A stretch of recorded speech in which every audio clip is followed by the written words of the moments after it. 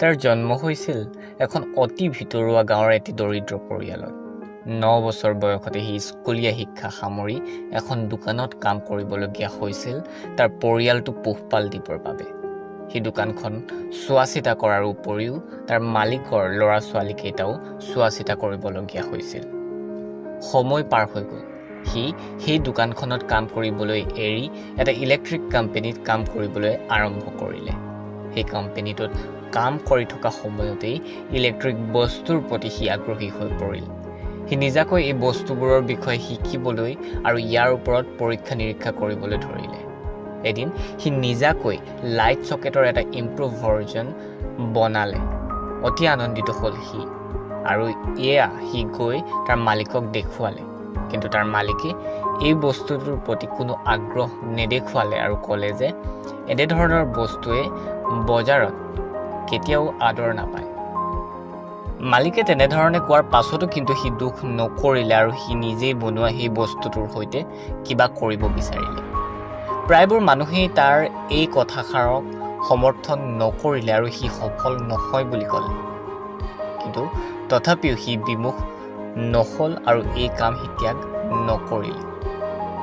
তাৰ পৰিস্থিতি বৰ কঠিন আছিল, কাৰণ তাৰ ওচৰত কোনো পইচা নাছিল, আনুষ্ঠানিকভাৱে তাৰ কোনো শিক্ষাগত অৰ্হতাও নাছিল আৰু চাৰিওফালে সকলোৰে পৰা সি কেৱল আৰু কেৱল ঋণাত্মক উত্তৰেই পাইছিল।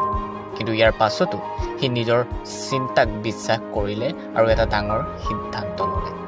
সি নিজৰ সম্পূৰ্ণ ষ্টেবল চাকৰি এৰি নিজাকৈ এটা মেনুফেকচাৰিং কোম্পানী আৰম্ভ কৰাৰ সিদ্ধান্ত ল'লে।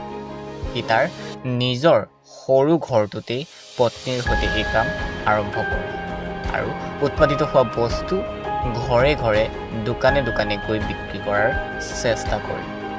সময় পুনৰ পাৰ হৈ গ'ল, কিন্তু কোনেও এই বস্তুবোৰৰ প্ৰতি বৰ বিশেষ আগ্ৰহ নেদেখুৱালে।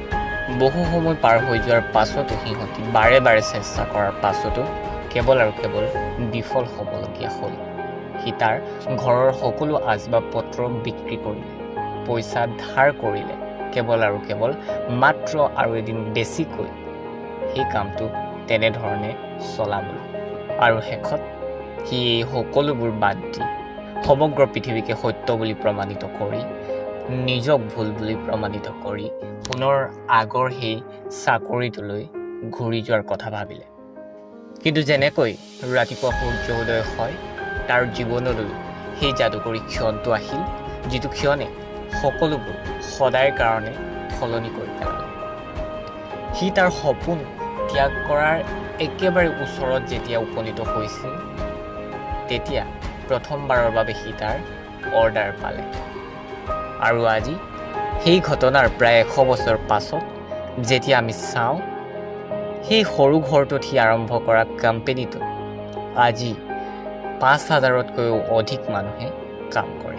যিটো কোম্পানী সি এটা সৰু ঘৰত আৰম্ভ কৰিছিল, তাৰ বাৰ্ষিক আয় হৈছে 70 বিলিয়নতকৈ বেছি। তেওঁৰ কোম্পানী আজি গোটেই বিশ্বতে যথেষ্ট সমাদৃত। এই সকলোবোৰৰ আঁৰৰ ব্যক্তিজন শূন্য আনুষ্ঠানিক শিক্ষাগত অৰ্হতাৰ আৰু শূন্য পইচাৰ। তেওঁৰ ওচৰত কেৱল এটাই বস্তু আছিল আৰু সেয়া হ'ল বিশ্বাস। বিশ্বাস নিজৰ ওপৰত। তেওঁৰ নাম হ'ল কৌনোচুকে মাটসুচিতা আৰু তেওঁ এটি সৰু ঘৰত আৰম্ভ কৰা সেই কোম্পানীটোৰ নাম হ'ল পেনাছনিক।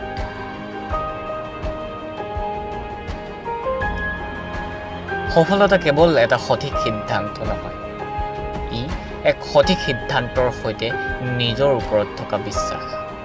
বিশ্বাস যিটো কোনেও আমাৰ ওপৰত নকৰে।